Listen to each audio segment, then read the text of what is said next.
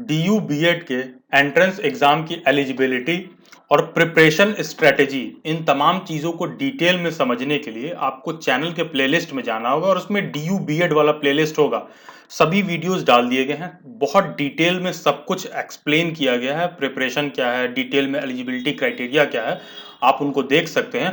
DU BEd के सभी news and updates के लिए आप मेरे से इंस्टाग्राम पर भी जुड़ सकते हैं, जिसका लिंक डिस्क्रिप्शन बॉक्स में दिया हुआ है, या फिर ये यूजर आईडी आप इंस्टाग्राम पर सर्च करिए। तो डीयू बीएड के फॉर्म फिलिंग के वक्त उसके कुछ दिन बाद यूनिवर्सिटी ने एंट्रेंस एग्जाम के डेट्स को लेकर नोटिस दिया था कि एंट्रेंस एग्जाम जो है 6 सितंबर से 11 सितंबर के बीच में कभी भी हो सकता है। लेकिन बहुत लोगों को इस नोटिस पर डाउट था और क्लियर नहीं था कि क्या ये एंट्रेंस एग्जाम उसी दिन होगा और कोविड-19 की वजह से क्या सिचुएशन क्रिएट होगी और डेट्स क्या होंगे। तो फाइनली एनटीए ने इसको क्लैरिफाई कर दिया है। जैसा कि आपको पता होगा, पहले डीयू बीएड का एग्जाम दिल्ली यूनिवर्सिटी कराती थी। पिछले 2 साल से पेपर जब से ऑनलाइन होने लगा, तो उसके बाद जो है एंट्रेंस एग्जाम अब एनटीए करवाती है। तो एनटीए ने इस बात को क्लैरिफाई कर दिया है। कल रात में ये नोटिस आया है 20 अगस्त 2020 को। एनटीए ने स्पष्ट कर दिया है कि दिल्ली यूनिवर्सिटी का एंट्रेंस एग्जाम 6 से 11 सितंबर के बीच में ही होगा। जो एग्जिस्टिंग शेड्यूल दिया गया था उसी डेट पर एग्जाम होगा। तो आपका डीयू बीएड का एग्जाम शेड्यूल्ड है 9 सितंबर 2020 को। और मैंने पहले भी अपने किसी वीडियो में बता रखा है कि पेपर डीयू बीएड का शाम को ही होता है, 4 से 6 के बीच में। तो देखिए, इस बार फिर से एनटीए ने इसको शाम को 4 से 6 बजे के बीच में शेड्यूल्ड किया है। तो 9 सितंबर 4 PM to 6 PM। और मोस्ट प्रोबेबली आपका एग्जाम सेंटर भी वही होगा जो आपने अपना फर्स्ट चॉइस भरा था, उसी सिटी में आपका एग्जाम सेंटर होगा। बाकी का आप सब ने डीयू बीएड का प्लेलिस्ट देखा होगा, तो आपको पता होगा कि एंट्रेंस एग्जाम जो ऑनलाइन होता है उसमें टोटल 100 मल्टीपल चॉइस क्वेश्चंस आते हैं। एक क्वेश्चन 4 नंबर का होगा और गलत करने पर आपका -1 मार्क्स कट कर दिया जाएगा, नेगेटिव मार्किंग कर दी जाएगी। यानी कि जो सही क्वेश्चन है उसमें से भी 1 नंबर घटा दिया जाएगा। अगर आप एक क्वेश्चन कोई गलत करते हो या अगर आप तुक्का मारते हो, आपको आंसर नहीं पता है, आप गलत मार्क करते हो, तो नेगेटिव मार्किंग भी होगी। पहले बीएड में सीट था 387। ईडब्ल्यूएस कोटा लगने के बाद जो न्यू सीट डिस्ट्रीब्यूशन है, टोटल 438 सीट्स पर आपका कंपटीशन है। और जो अलग अलग सब्जेक्ट कैटेगरीज के लिए कट ऑफ एक्सपेक्ट कर सकते हैं, आउट ऑफ 100 क्वेश्चन की मैं बात करूं, मैं मार्क्स की बात नहीं कर रहा हूं, क्योंकि एक क्वेश्चन तो 4 नंबर का है। तो मैं टोटल अगर 100 क्वेश्चन की बात करूं, तो अगर आप साइंस साइड से हैं तो आपका सिलेक्शन हो जाएगा 55 से 60 क्वेश्चन आप सही करते हैं तो। लैंग्वेज से वैसे ही 49 से 54, सोशल साइंस में 50 से 55, फिर उसी तरह होम साइंस में 29 to 35। ये इतने नंबर ऑफ क्वेश्चंस अगर आप सही करते हैं तो आपका सिलेक्शन श्योर शॉट हो जाएगा। इस साल कंपटीशन लगभग 20 से 30% घटा है हर साल के तुलना में, क्योंकि जो दूर दराज के लड़के हैं वो पहली बात तो उनको एंट्रेंस एग्जाम देने में दिक्कत हो रहा है, कोविड-19 का सिचुएशन, ट्रांसपोर्ट का सिचुएशन। और खुद मेरी यूनिवर्सिटी की एक बोर्ड की मेंबर हैं जो डीयू बीएड का लोग एग्जाम कंडक्ट कराते हैं। तो जो डीयू बीएड के लिए इन पर्टिकुलर जो फॉर्म आई है लास्ट ईयर की तुलना में, इस साल फॉर्म ही 25 से 30% कम आया है। तो कंपटीशन पिछले साल से थोड़ा कम है। तो डीयू बीएड में एंट्रेंस क्वालिफाई करके पढ़ने करने के लिए इस ईयर कंपटीशन के मामले में आपके पास थोड़ा सा गोल्डन अपॉर्चुनिटी है। बाकी का आप सबको पता ही होगा, आप दिल्ली बाइट्स की पेड मेंबरशिप ले सकते हैं। पेड मेंबरशिप लेने के लिए आपको DUBED251 लिखकर इस नंबर पर व्हाट्सएप करना होता है। पेड मेंबरशिप में आपको करियर काउंसलिंग की जरूरत है, बीएड के एग्जाम के रिगार्डिंग कोई जरूरत है, टीचर एजुकेशन के रिगार्डिंग आपको कोई डाउट है, कोई भी फ्यूचर में टीचर एजुकेशन के जॉब के रिगार्डिंग आपको डिस्कशन या डाउट है, और बाकी का इस मेंबरशिप में आपको डीयू बीएड के ओरिजिनल पिछले 5 ईयर के क्वेश्चन पेपर भी प्रोवाइड किए जाते हैं। और एंट्रेंस एग्जाम से रिलेटेड सभी न्यूज एंड अपडेट्स भी आपको व्हाट्सएप किया जाता है। इस मेंबरशिप की वैलिडिटी 1 ईयर होती है, क्योंकि मैं ये मान के चलता हूं ये जो प्रॉब्लम्स मैंने यहाँ पर आपको बताए हैं, ये कोई जरूरी नहीं है कि ये तुरंत आएगा आपके आगे। तो 1 साल में कभी भी आएगा। तो any time you can discuss with me on voice call. तो मेंबरशिप लेने के लिए आपको ये कोड लिखकर इस नंबर पर व्हाट्सएप करना होगा। ध्यान रहे, ये जियो वोडाफोन का कस्टमर केयर नंबर नहीं है। 24 से 48 आवर्स आपको वेट करना होगा।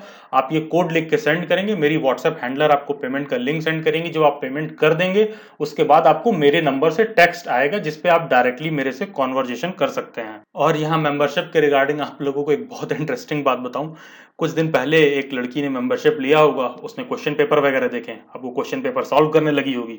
जब सॉल्व की तो उसने देखा कि 2015 के पेपर में 2 क्वेश्चन ऐसे हैं जो मिस्टेक हैं। ऐसे ही 2017 के पेपर में उसने देखा 1-2 क्वेश्चन मिस्टेक है। फिर 2016 में उसने देखा कि 1-2 क्वेश्चन मिस्टेक है। तो वो मेरे को इंस्टाग्राम पर ये मैसेज करती है कि sir you guys are creating a fraud, इसमें क्वेश्चंस मिस्टेक है, आपने इसको करेक्ट भी नहीं किया है। तो आप सोचिए, लोगों का लॉजिक देखिए, इट शोज कि वो कितने अनअवेयर हैं चीजों को लेकर, कि जब आप एंट्रेंस एग्जाम देते हो कोई भी, तो उस पेपर में ऐसा 99% केसेस में यूपीएससी से लेके क्लर्क तक के पेपर में, कलेक्टर से लेके क्लर्क तक के पेपर में आप ये फाइंड करोगे कि हर साल 2-3 क्वेश्चन हमेशा गलत आते हैं। और जब कोई क्वेश्चन गलत निकल जाता है तो बाद में यूनिवर्सिटी उसको बोनस कर देती है। जब हमने ये कहा कि हम आपको ओरिजिनल क्वेश्चन पेपर प्रोवाइड करेंगे, तो ये मेरा काम नहीं है उस करेक्ट क्वेश्चन को, कहीं पर मिस्टेक है तो उसको करेक्ट करना। मेरा काम ये है कि आपको ओरिजिनल चीज दिया जाए और आपको इस बात की अनुभूति हो कि अच्छा, पेपर में ये 2 क्वेश्चन गलत भी आए थे, और ऐसा भी हो सकता है कि आपके एंट्रेंस एग्जाम में कोई मैथ या रीजनिंग का ऐसा क्वेश्चन आ जाए जिसके वैल्यूज गलत दिए होंगे और पता चलेगा कि चारों ऑप्शन में से कोई भी मैच नहीं कर रहा है। तो थोड़े जो बेवकूफ टाइप के लोग हैं वो यही बोलेंगे कि सर आपने तो गलत दे दिया, हमको गलत आंसर की दे दिया। यहाँ थोड़ी सी आपकी बुद्धि चलनी चाहिए। अगर 4 क्वेश्चन गलत है, आप पहले से एक्सपीरियंस्ड रहोगे कि 2 आंसर की में मिस्टेक आता है, तो यहाँ पर एग्जाम में जब आपके आगे ऑप्शंस आएगा ना, तो आप क्वेश्चन को लेके उलझोगे नहीं। क्योंकि क्योंकि आपको पता ही नहीं है कि ऐसा भी हो सकता है कि चारों ऑप्शन गलत हो। आप, पता चला मैथ का क्वेश्चन है, उसको बैक टू बैक सुलझाए जा रहे हो, सॉल्व कर रहे हो और उसका आंसर नहीं आ रहा है, तो वो आपका टाइम किल होता है। तो ये तमाम चीजें जो एक्सपीरियंस मिलती हैं एग्जाम में, 2-2 मिनट 5-5 मिनट बहुत मायने रखते हैं। तो ये कहना कि मैं फ्रॉड क्रिएट कर रहा हूं, तो आप थोड़ा सा दूसरे को ये कहने से पहले ये चीज बेहतर होगा कि आप क्रॉस चेक करिए। और डेली बाइट्स पे जो 5 क्वेश्चन पेपर मिलते हैं, मैं कौन सा कह रहा हूं कि वो रॉ आईएसआई और सीआईए का रिपोर्ट है, खुफिया रिपोर्ट है जो सिर्फ डेली बाइट्स पे मिलेगा। नहीं, हो सकता है आपके किसी पीयर्स ने, बड़े भैया ने, किसी ने दे रखा हो। और हमारी मेंबरशिप में हम क्वेश्चन पेपर प्रोवाइड करते हैं, तो हम ये थोड़ी ना कह रहे हैं कि कल को कोई ऐसा वेबसाइट नहीं हो सकता है, या कल को कोई ऐसा नहीं हो सकता है, कोई हो सकता है कि उस चीज को फ्री में दे रहा हो, कोई हो सकता है किसी वेबसाइट पर डाल रहा हो।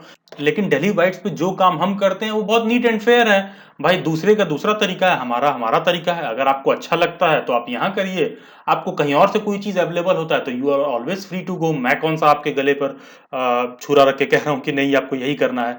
बाकी का देखिए, आपको मैं एक छोटा सा एग्जांपल दूं। रिसेंटली मेरी व्हाट्सएप हैंडलर ने मुझे एक वीडियो दिखाया, किसी हमारे पेड मेंबर ने ये वीडियो भेजा था।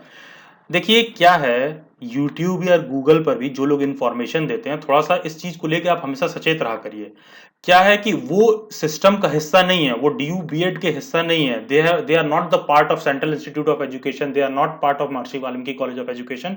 उनका क्या है कि मान लीजिए एक इन्फॉर्मेशन सेंटर है, वो आपको UP BEd, IP BEd, DU BEd, फिर आपको कुरुक्षेत्र यूनिवर्सिटी, उनके चैनल पे सभी एक जनरल इन्फॉर्मेशन मिलते हैं। लेकिन पता होता है क्या है, जो की पॉइंट होता है ना, वो आपको उस सिस्टम के अंदर का आदमी ही बता सकता है। फॉर एग्जाम्पल, जैसे हुआ क्या, उस चैनल पर जब मेरे हैंडलर ने वीडियो दिखाया तो उस कैंडिडेट ने क्या बता रखा था कि ये नंबर ऑफ सब्जेक्ट्स हैं जिससे आप बीएड कर सकते हो, और इनमें से कोई भी सब्जेक्ट है आप चूज कर लो जिसमें आपको बीएड करना हो, जिसमें आप एलिजिबल हो। नहीं, it is not that simple. जैसा कि मैंने आपको बताया था कि इन सभी में से 200 मार्क्स का पढ़ा हुआ होना जरूरी होता है। आप नहीं डिसाइड करोगे कि आपको कौन सा लेना है, यूनिवर्सिटी डिसाइड करेगी आपके ग्रेजुएशन और पोस्ट ग्रेजुएशन के मार्कशीट पर कि कौन से वाले में आप एलिजिबल बैठ रहे हो। तो नॉर्मली अगर ऊपर से प्रोस्पेक्टस पढ़ोगे तो लगेगा कि अच्छा, इसमें से जो सब्जेक्ट लेना है ले लें, क्योंकि बहुत से ऐसे बच्चे हैं जिन्होंने मिस्टेक कर दिया है। तो सवाल है कि मिस्टेक कर दिया है तो मैं क्या कोई बहुत एक्स्ट्रा इंटेलिजेंट आदमी हूं क्या, जो आपको बता रहा है कि मिस्टेक कर दिया है तो ऐसे ऐसे करेक्शन होगा। देखिए, ये मिस्टेक डिटेक्ट इसलिए नहीं होता है। फॉर एग्जाम्पल, अगर मान लो आपने जियोग्राफी की जगह इकोनॉमिक्स से फॉर्म भर दिया, तो है क्या कि एंट्रेंस एग्जाम निकालने के लिए जो मिनिमम बेसिक मार्क्स की रिक्वायरमेंट है, ऐसा थोड़ी ना कि जियोग्राफी में से फॉर्म भरा है तुमने तो 200 नंबर चाहिए होगा, और इकोनॉमिक्स से भरा है तो सिर्फ 100 ही नंबर चाहिए होगा, ऐसा कुछ तो है नहीं। या फिर मान लो हिस्ट्री से भरा है तो हिस्ट्री से पास होने के लिए मान लो 200 नंबर चाहिए, तो फिजिक्स में पास होने के लिए 300 नंबर चाहिए, ऐसा कुछ तो है नहीं। फिजिक्स में पास होने के लिए 210 नंबर, 220 नंबर चाहिए। तो होता क्या है, ये दोनों ही मार्क्स पाना, 200 पाना या 210 पाना, एज अ कैंडिडेट मैं अगर आपको इवेल्युएट करूं तो पता चलेगा कि आप यहां भी नहीं पहुंच रहे हो, आपके नंबर ही 150 नंबर आ रहे थे।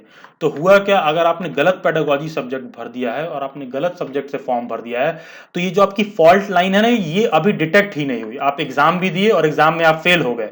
ये डिटेक्ट कब होगा, जब भाई तुम पास होके यूनिवर्सिटी में कॉलेज पर पहुंचोगे और वहां पर जो कॉलेज के गेट पर काउंसलर बैठा होगा जो चेक करेगा तुम्हारा डिग्री, वो जब वहां से बच्चे को भगाता है तब पता चलता है कि मैंने फॉर्म में ब्लंडर कर दिया था। ये इंफॉर्मेशन आपको तुरंत मिल नहीं पाती है। तो गिनती के 5 से 10% कैंडिडेट ही ऐसे होते हैं, जैसे मान लीजिए जो यूनिवर्सिटी पहुंच गए और उन्होंने पाया कि यार वो तो बीकॉम किए हुए थे और उन्होंने कॉमर्स से अपना पेडागोजी डाल के फॉर्म भर दिया है, और उनको पता चलता है कि वो कॉमर्स से एलिजिबल ही नहीं थे, क्योंकि बीकॉम पर कॉमर्स से आप फॉर्म नहीं भर सकते हो डीयू में बीएड करने के लिए। तो वहां से इनको क्या किया जाता है, वापस भेज दिया जाता है। तो ऐसे गिनती के कैंडिडेट होते हैं 10 से 12, 15, 20, तो जो कि मेन लाइन पर आ नहीं पाते हैं और डिटेक्ट नहीं होता है, इसलिए आपको सही इंफॉर्मेशन पता नहीं चलता है। दूसरा एक इंफॉर्मेशन और जो आपको ऑनलाइन कभी भी कहीं भी गूगल यूट्यूब इन सब चीजों पर ये इंफॉर्मेशन आपको ऑनलाइन नहीं मिलेगा। जैसे कि तो आपको ये अभी डिफरेंस नहीं समझ में आएगा। आपको अभी क्या है ना, आपके गोल्स बहुत छोटे हैं, आपको लग रहा है बस यार किसी तरह बीएड में एडमिशन हो जाए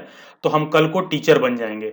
नहीं यार, it is not that simple. अगर आप गवर्नमेंट जॉब करना चाहते हैं तो it is not that simple कि सिर्फ बीएड कर लोगे तो टीचिंग के लिए एलिजिबिलिटी तय हो जाएगी। आपको छोटा सा एग्जांपल दूं, जब आपसे दिल्ली यूनिवर्सिटी ये कहता है कि इन तमाम पेडागोजी सब्जेक्ट्स में से आप बीएड करने के लिए तभी एलिजिबल हैं जब आप 200 मार्क्स का वो पर्टिकुलर सब्जेक्ट पढ़ रखे होंगे, तो सवाल है कि डीयू यूनिवर्सिटी इतना ज्यादा एक तरह से कहूं तो बवाल करता क्यों है कि 200 मार्क्स का आपका पढ़ा हुआ होना जरूरी है। देखिए, वो इसलिए ऐसा करते हैं क्योंकि जॉब्स की वही रिक्वायरमेंट है। ये यूनिवर्सिटी नहीं कर रही है। डीयू में बीएड बहुत ही प्रोफेशनल तरीके से कराया जाता है। तो अभी आपको नहीं पता चलेगा, आपने बीएड कर लिया, कल को जब डी ट्रिपल एस बी का फॉर्म निकलेगा टीचर के जॉब के लिए, जब आप फॉर्म भरने जाओगे तो वहां पर आपसे पता चलेगा वो क्या बोलेगा कि कोई भी 2 सब्जेक्ट होना चाहिए जो मिनिमम 200 मार्क्स का आपने पढ़ रखा हो। अगर आप नहीं पढ़ रखे हैं तो उस पर्टिकुलर सब्जेक्ट में आप बीएड करने के बाद भी आप फॉर्म नहीं भर सकते हैं। अब ये सब जो छोटी छोटी बातें हैं ना, ये आपको यूट्यूब गूगल पर नहीं मिलेगा। जैसे मैंने आपको बताया ना कि वो आईपी का भी इंफॉर्मेशन देगा लड़का, वो यूपी बीएड का भी देगा, हर चीज। तो वो तुम्हें बस जनरल गाइडलाइन दे सकता है कि अच्छा अच्छा ये प्रोस्पेक्टस में लिखा है, ये एंट्रेंस एग्जाम का ये है, आप देख लिए और आपको लॉन्ग टर्म में पता ही नहीं चला। उसका रीजन क्या है कि एंट्रेंस एग्जाम क्वालिफाई करके यहाँ जॉब तक पहुंचते ही बहुत कम लोग हैं। तो वो बेवकूफ़ी कहाँ पर हुई वो आपको पता ही नहीं चलेगा। उसका रीजन ये है कि कल को मान लीजिए अभी देखिए केंद्रीय विद्यालय में कहीं सीट निकल जाए या डी ट्रिपल एस बी में निकल जाए, तो जब इस तरह के फॉर्म आते हैं ना तो इनमें एक क्राइटेरिया और होता है कि जैसे मान लीजिए अगर आप बीए प्रोग्राम है, बहुत से ऐसे लड़के होते हैं जो कोई भी बीए प्रोग्राम नॉर्मल बीए वगैरह कर रखे होते हैं, तो पता चला उन्होंने जियोग्राफी पढ़ रखा है 200 मार्क्स का या हिस्ट्री पढ़ रखा है, और वो सोचते हैं कि उनकी एलिजिबिलिटी हो गई टीजीटी के लिए। तो नहीं, उसमें क्या होगा ना, फिर 2 सब्जेक्ट ऐसे होते हैं मिनिमम जो आपको 200 मार्क्स का पढ़ा हुआ होना चाहिए। तो ये सब छोटे छोटे क्राइटेरियाज हैं जो आपको यूनिवर्सिटी देती है। अब होता क्या है, ये प्रॉब्लम्स हो क्यों रही है, हम अपने इंडिविजुअल स्टेट बोर्ड के हिसाब से एनालाइज करते हैं। फॉर एग्जाम्पल आप उत्तराखंड में है, यूपी में है, हरियाणा में है, बिहार में है, तो यहाँ जो प्राइमरी स्कूल है ना, इनकी हालत होती है बहुत खराब। तो यहाँ पर होता है मान लो बीएड किए हुए हो और यहाँ किसी तरह जॉब लग गई और एक मिनिमम आपको नया, यूपी में मैं मान लूँ तो वहाँ सैलरी अच्छी है तो 30-30 रुपए तक नए टीचर को मिलता है ज्वाइनिंग पर, 27-28 हजार रुपए। तो होगा क्या, वहां सिर्फ बीएड मांग दिया। लेकिन अगर किसी भी अच्छे प्रोफेशनल इंस्टीट्यूट में जाना होगा ना, केवीएस, नवोदय विद्यालय, तो उन जगहों पर इंटरव्यू भी होता है, डी ट्रिपल एस बी में जाना है वो 2 सब्जेक्ट वाला क्राइटेरिया भी लागू होता है। तो ये सब बातें आपको गूगल यूट्यूब पे नहीं पता चलेंगी। इसके लिए आपको कोई इंफॉर्मेशन देने वाला होना चाहिए जो आपको सही चीज बताए, provided you come for the discussion. क्योंकि मेजोरिटी ऑफ द लोग हमारे डेली बैट्स की मेंबरशिप लेते हैं तो वो कभी आते नहीं है, क्योंकि उनको ये प्रॉब्लम्स पता नहीं होती है। तो इसीलिए मैं मेंबरशिप की वैलिडिटी 1 साल तक रखता हूं, ताकि इनको जब बाद में भी पता चले तो वो डिस्कशन के लिए आ सके। अब वैसे ही है कि बीएड स्पेशल एजुकेशन वाला, डीयू में जो स्पेशल एजुकेशन से बीएड होता है, उसका बीएड का एंट्रेंस एग्जाम का पेपर ना इजी आता है। स्पेशल एजुकेशन को पढ़ाना, क्राइटेरिया वो सब थोड़ा इजी होता है। और स्पेशल एजुकेशन में जॉब मिलने की प्रोबेबिलिटी अगर आपकी बनती है ज़्यादा, क्योंकि जैसे मान लीजिए अगर कभी स्पेशल एजुकेशन बीएड पर जॉब निकल गया तो उसमें सिलेक्शन की प्रोबेबिलिटी बहुत ज़्यादा होती है अगर आपने डीयू से स्पेशल एजुकेशन में बीएड कर रखा है तो। लेकिन यहां भी मैंने आपकी अंडरस्टैंडिंग में एक फ्लॉ देखा। द सेम गर्ल जिसको मैं कह रहा था वो कह रही है कि आप फ्रॉड क्रिएट कर रहे हो, उसको उसको ही नहीं, मैं सबकी बात करूंगा, इन जनरल मैं करूंगा ऐसा कि देखिए होता क्या है, आप इस डिफरेंस को समझ नहीं रहे हो कि वो जो स्पेशल एजुकेशन से कोई बीएड कर रहा है, तो उस बच्चे का ये कहना था कि सर अगर हम स्पेशल एजुकेशन से बीएड कर रहे हैं तो मेरे मामा ने ये बताया है कि अगर तुमने स्पेशल एजुकेशन से बीएड कर रखा है तो नॉर्मल जो बीएड वाली जॉब होती है आप उसमें भी एलिजिबल हैं। तो होता क्या है, घर में दीदी भैया जब कुछ किए रहते हैं तो वो लोग आपको इन्फॉर्मेशन वैसा ही देते हैं जो उनकी नॉलेज और समझ होती है। वो प्रोफेशनल करियर काउंसलर नहीं होते हैं, तो उनको इसके रिगार्डिंग इन्फॉर्मेशन होता नहीं है। अब सोचिए, तो मैंने बच्चे से बस इतना ही क्रॉस क्वेश्चन किया कि अगर ऐसा है कि बीएड स्पेशल एजुकेशन जैसी ने कर रखा है और वो नॉर्मल बीएड वाले जॉब पर अगर वो अप्लाई कर सकता है, तो फिर वो लाखों लोग क्या बेवकूफ हैं क्या जो नॉर्मल बीएड करते हैं? तब तो सब के सब स्पेशल एजुकेशन वाला ही करेंगे, ताकि हम स्पेशल एजुकेशन में भी एलिजिबल हों और जो रेगुलर बीएड पर जॉब आती है उसमें भी एलिजिबल हों। तो यह सब तमाम प्रमुख मेन डाउट थे जो कैंडिडेट्स के दिमाग में अभी आ नहीं रहा है और वो जॉब के पर्सपेक्टिव से इस बात को सोच नहीं रहे हैं। तो मान लीजिए हमारे मेंबरशिप में किसी चीज को एक्सप्लेन की गई, तो वो इसीलिए मैंने पेड वाला बनाया, क्योंकि it is not possible to discuss with each and every candidate individually. क्योंकि अगर ऐसे हम करने लगे और 1000 लोग इस वीडियो को देखते हैं, 100 लोग भी मुझे व्हाट्सएप कर दें मेरी हैंडलर को, तो it is not possible for her to cater the crowd. तो उसके लॉन्ग टर्म एडवांटेज डिसएडवांटेज हैं। तो ये कुछ जॉब के रिलेटेड डाउट था, जो कुछ बच्चों ने सवाल उठाया, तो मैं आप सभी लोगों को मैंने सोचा कि इसको क्लियर कर दिया जाए। और बाकी का आप कहीं से भी बीएड करते हैं या टीचर एजुकेशन की डिग्री लेते हैं तो आप डेली बाइट्स पर फिर आ सकते हैं। चैनल के प्लेलिस्ट में जाइए, टीचर एजुकेशन वाला प्लेलिस्ट खोलिए, तो वहाँ आपको मेरी educational psychology, contemporary education in India, इन तमाम टॉपिक्स पर वीडियो लेक्चर मिल जाएंगे। डिस्क्रिप्शन बॉक्स में एक टेलीग्राम ग्रुप का लिंक दिया हुआ है। डीयू बीएड के रिगार्डिंग सभी न्यूज़ एंड अपडेट्स और बीएड के रिलेटेड जो भी मेरे सभी लेक्चर्स और तमाम हर चीज़ आते हैं, सबके न्यूज़ अपडेट्स और पीडीएफ आपको इस टेलीग्राम ग्रुप में मिल जाएंगे। This was all for this video lecture. Subscribe Daily Bites, stay tuned, stay updated, do comment your views. God bless you all and have a nice day.